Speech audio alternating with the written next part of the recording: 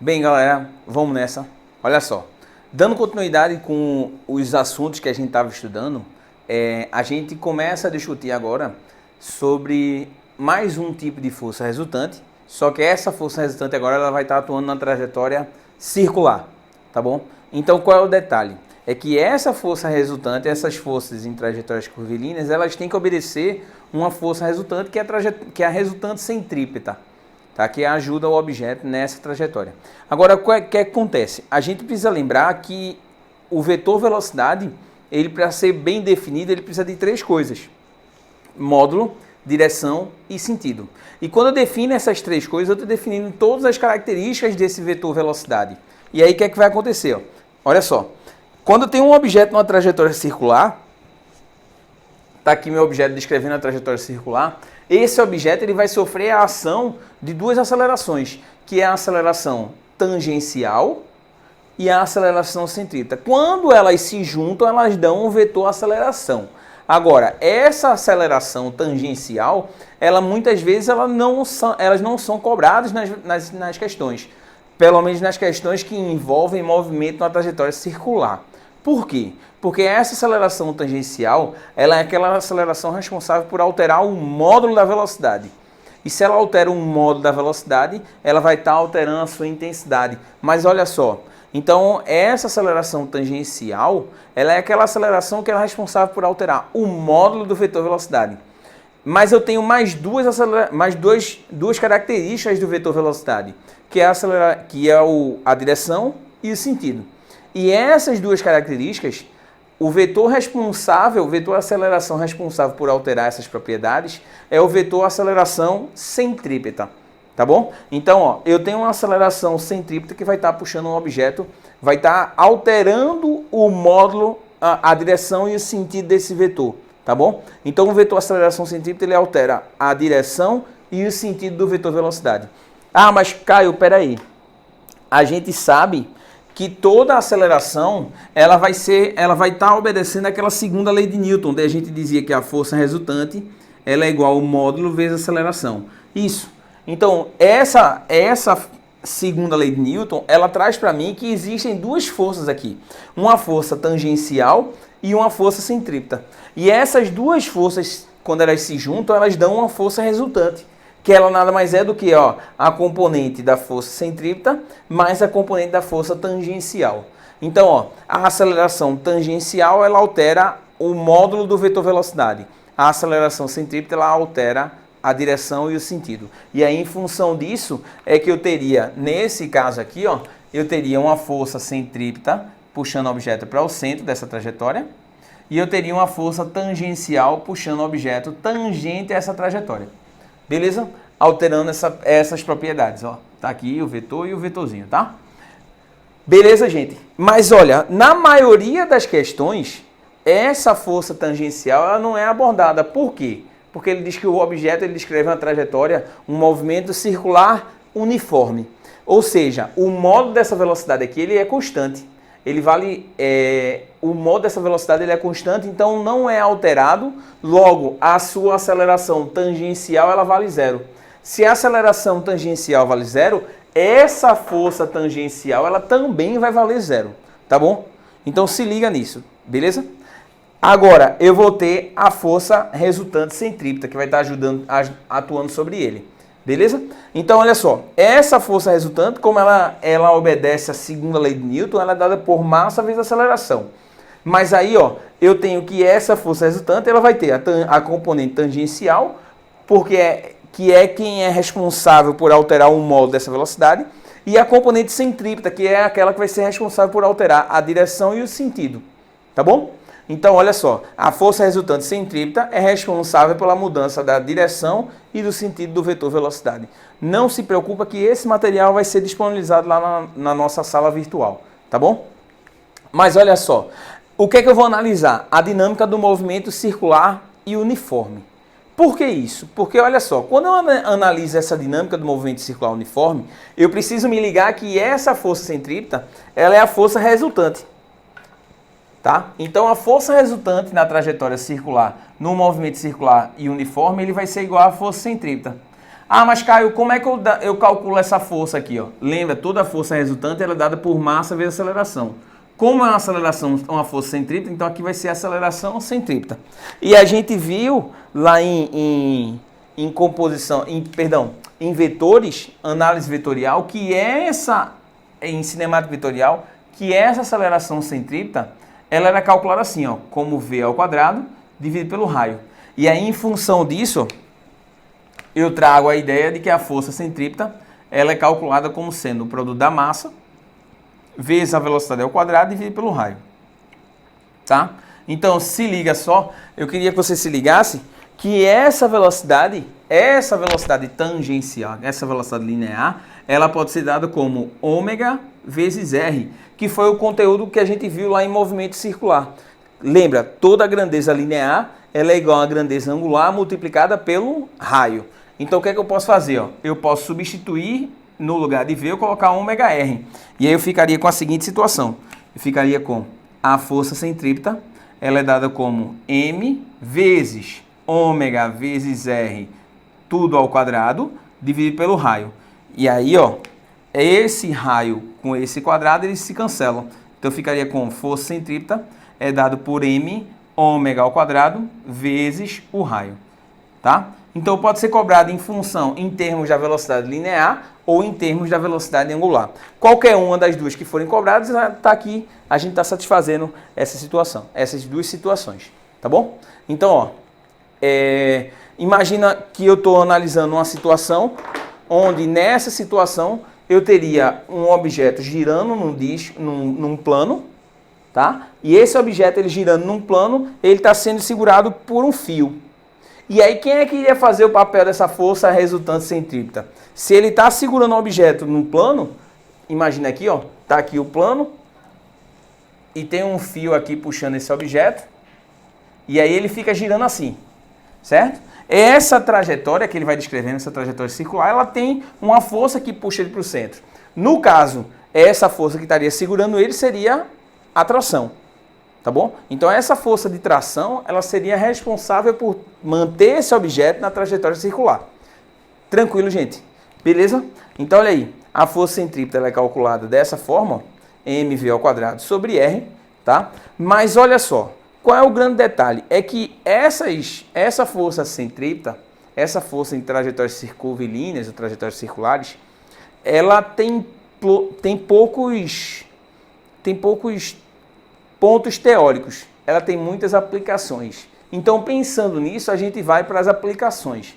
Eu montei aí no livro de vocês algumas dessas aplicações. Tá? Então, eu vou resolver elas e aí se liga nos próximos passos, tá bom? Então, ó, gente, vamos analisar mais as aplicações, certo? Para a gente poder ver como é que funcionam as coisas. Vamos para a questãozinha básica, tranquila, que ela aparece aí no seu material, tá bom? Olha só, ele diz um pequeno bloco de massa 4 kg, preso à extremidade de um fio, descreve sobre uma mesa horizontal e perfeitamente lisa, um movimento circular de raio 0,5 metros, com velocidade escalar constante de 3 metros por segundo.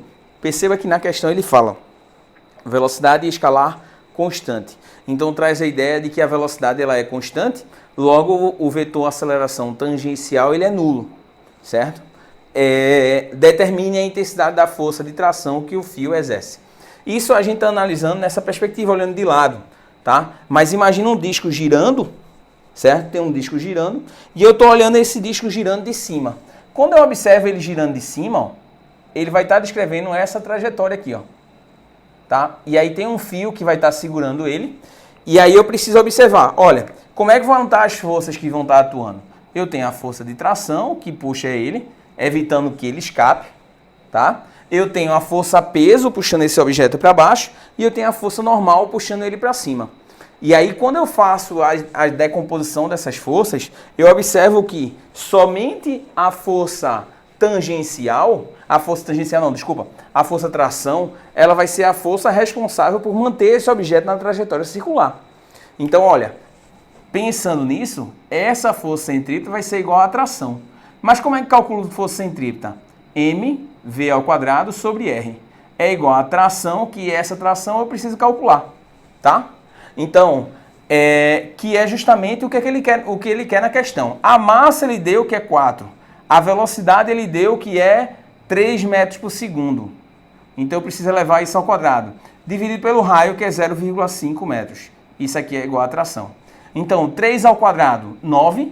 9 vezes 4, 36. Então, essa tração vai ser igual a 36 dividido por 0,5, que isso vai dar 72 newtons.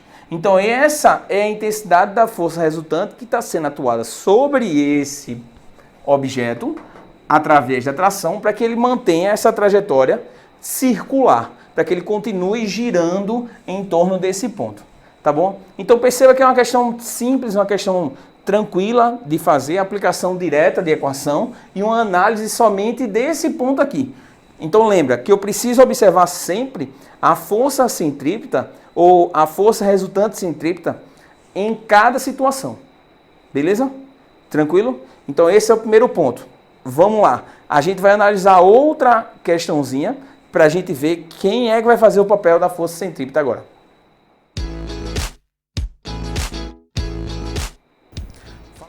Então, ó, gente, olha só, dando continuidade, a gente vai para uma segunda questão agora, que essa segunda questão ela vai analisar o movimento de um carro. E aí a gente analisando esse movimento do carro, a gente faz o seguinte, ó, a gente observa o seguinte, um veículo de massa M igual a 600 kg percorre uma pista de curva R igual a 80 metros. Há atrito de escorregamento sobre o coeficiente de atrito μ igual a 0,5. Adote G igual a 10 metros por segundo ao quadrado, determine a máxima velocidade que o veículo pode ter para fazer a curva sem derrapar. Considere-o como um ponto material. Então o que é que vai acontecer? Para eu fazer isso, eu preciso observar o seguinte, está aqui a pista, então vamos fazer a pista aqui. Fiz a pista, tá?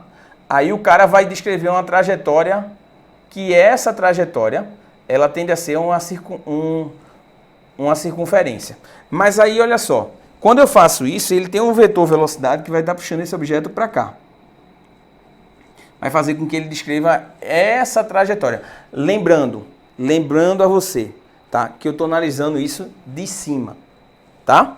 Então, eu vendo isso de cima, ainda tem, ó, a força normal que puxa, que é uma força que a superfície aplica no objeto.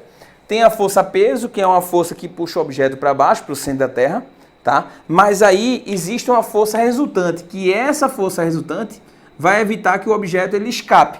Quem é que vai fazer o papel dela? A força centrípeta, certo? Ou a força de atrito, evitando que o objeto ele escape. Quem vai fazer o papel da força centrípeta? A força de atrito. Então, nessa questão, a resultante centrípeta é dada pela força de atrito, pelo FAT.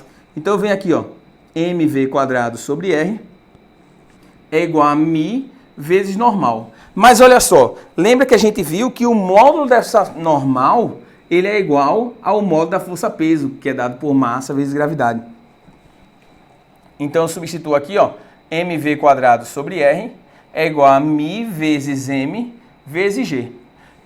E aí, nessa situação, eu cancelo a massa com a massa é cancelada, eu fico somente com v ao quadrado é igual a r vezes μ vezes g.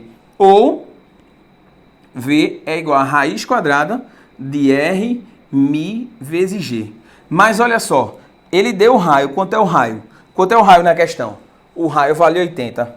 Quanto é o μ? 0,5. E a gravidade vale 10. Então, dessa forma, μ 0,5 vezes 80 dá 40. 40 vezes 10 dá 400. Então, isso vai ser raiz quadrada de 400. Isso vai dar 20 metros por segundo. Ou 72 quilômetros por hora. Tá? Então, essa seria a velocidade máxima que o cara deve desenvolver. No máximo, a velocidade máxima que ele deve desenvolver para evitar com que o cara ele escape nessa trajetória, que ele fuja dessa trajetória circular.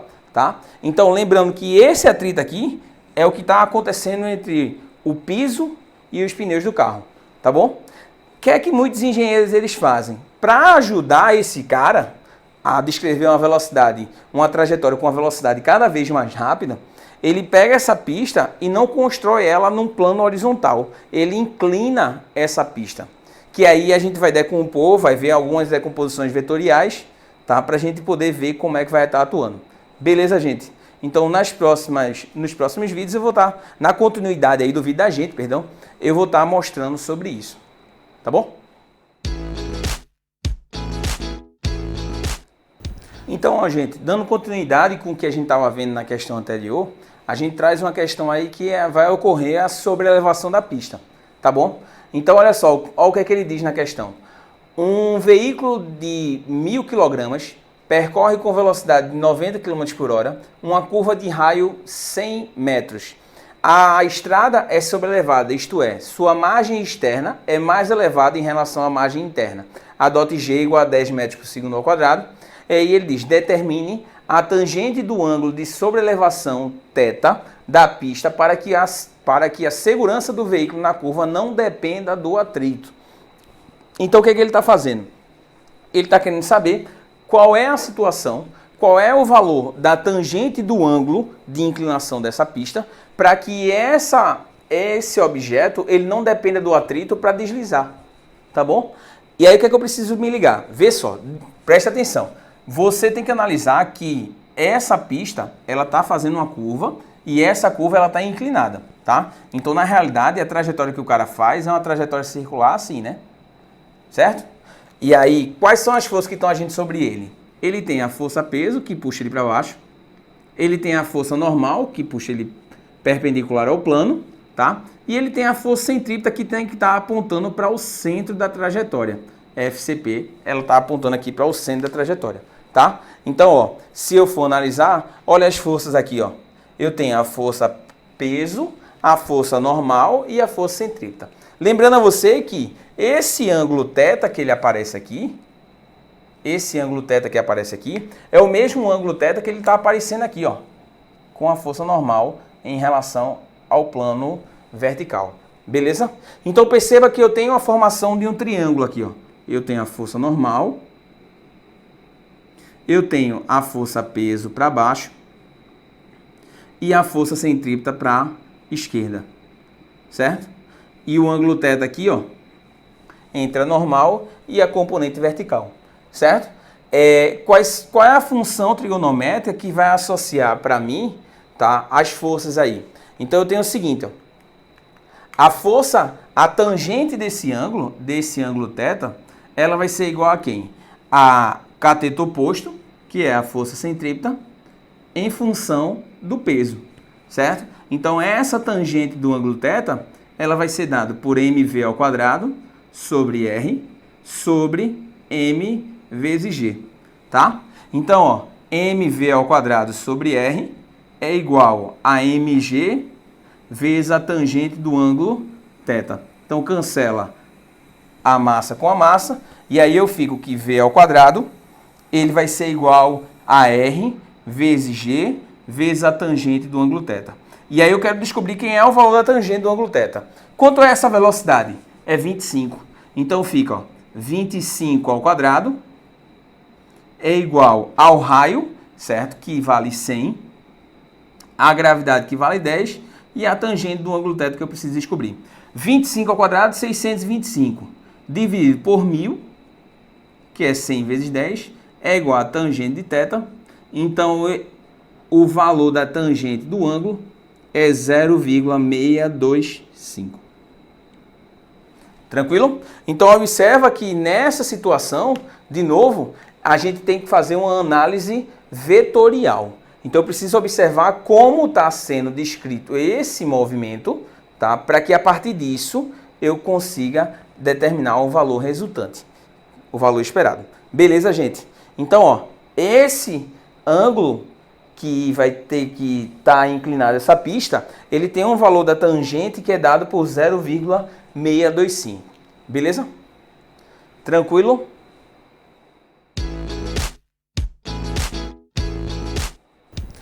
E aí, ó, olha só, continuando com essa parte, a gente vai entrar agora numa questão clássica de movimento circular, certo?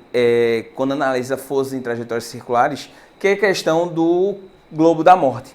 Isso é uma questão clássica, tá? Na maioria dos livros você vai encontrar essa questão certo? Mas observa o seguinte, ó. Ele traz o seguinte: um corpo descreve um movimento num plano vertical no interior de uma superfície esférica de raio igual a 2,5 metros. A dot G igual a 10 metros por segundo ao quadrado. Determine a mínima velocidade que o corpo deve ter para não perder contato com a superfície esférica. Então, ó, gente, tá aqui o globo da morte, certo? E aí, nesse globo da morte, tá a moto aqui dentro, tá? Então, o que é que eu preciso fazer? De novo, analisar as forças que estão atuando sobre cada uma dessas situações, tá? Sobre esse bloco. Então, eu tenho, primeiro, a força peso, que puxa esse objeto para baixo. E eu tenho a força normal, que também vai estar puxando esse objeto para baixo. Afinal de contas, a normal, ela aplica, é uma força que atua da superfície no objeto. Então, ela vai estar atuando assim, para baixo, tá? E aí, se eu for desenhar a força centrípeta, essa força centrípeta ela vai ser dada como peso mais normal. Só que observa que ele quer que você determine a mínima velocidade que o corpo deve ter para ele não perder contato. Então, significa dizer que ele está na iminência de perder o contato. Na iminência de perder o contato, essa normal aqui, ó, ela tende a zero, porque ele está prestes a perder o contato com a superfície. Então, o que é que eu vou estar trabalhando? Que essa massa, vezes a velocidade ao quadrado, dividido pelo raio, vai ser igual a força-peso, que é m vezes g. E aí, ó, olha só, a massa com a massa cancela, então o V vai ser dado por raiz quadrada do raio vezes a gravidade. Vê só, quanto é que vale o raio? O raio vale 2,5. 2,5 vezes 10, essa velocidade vai dar 5 metros por segundo. Tá?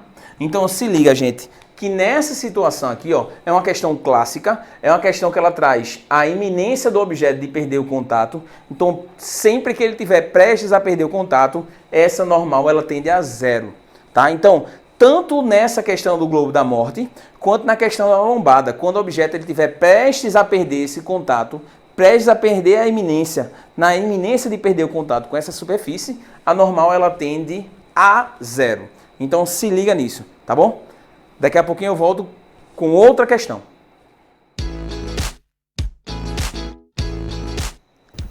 Então olha só, fera. Para a gente encerrar essa parte introdutória, a gente começa a discutir sobre o pêndulo cônico. Tá?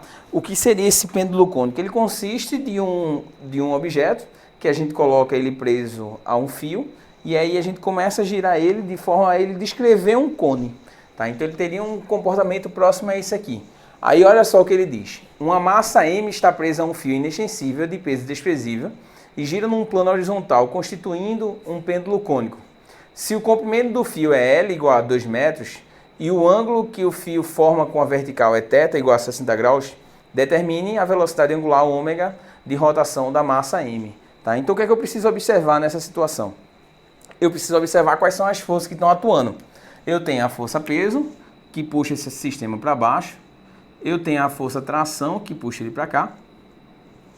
E essa força resultante que estaria atuando sobre esse sistema aí, seria a força centrípeta, que ela está puxando aqui, ó, na horizontal. Aqui teria o FCP. E aí o que acontece? Se você observar essas três forças, elas formam um triângulo, onde eu tenho a tração, a força peso, certo? E a força centrípeta puxando para cá, ó. Beleza? O ângulo θ ele está aqui. Aqui eu teria tração, aqui seria a força peso e aqui seria a força centrípeta. E aí o que é que vai acontecer? Aí eu vou analisar as forças que estão atuando sobre esse sistema. Quais são as forças que estão atuando sobre ele? Qual é a relação que eu tenho entre essa força centrípeta e a força peso? Eu teria aqui a força centrípeta e a força peso, elas se relacionam através da função trigonométrica da tangente, que seria cateto oposto sobre cateto adjacente, força centrípeta sobre o peso. Mas olha só, dessa forma eu posso desenhar que a força centrípeta ela nada mais é do que o peso vezes a tangente do ângulo θ. E como é que calcula essa força centrípeta? mv ao quadrado sobre r é igual a massa vezes a gravidade vezes a tangente do ângulo θ. Olha, massa com massa cancela. E aí lembra o seguinte, ó, que essa velocidade aqui, ela nada mais é do que a velocidade angular vezes o raio. Onde nessa questão, essas questões tradicionais, elas podem ser cobradas a você o quê?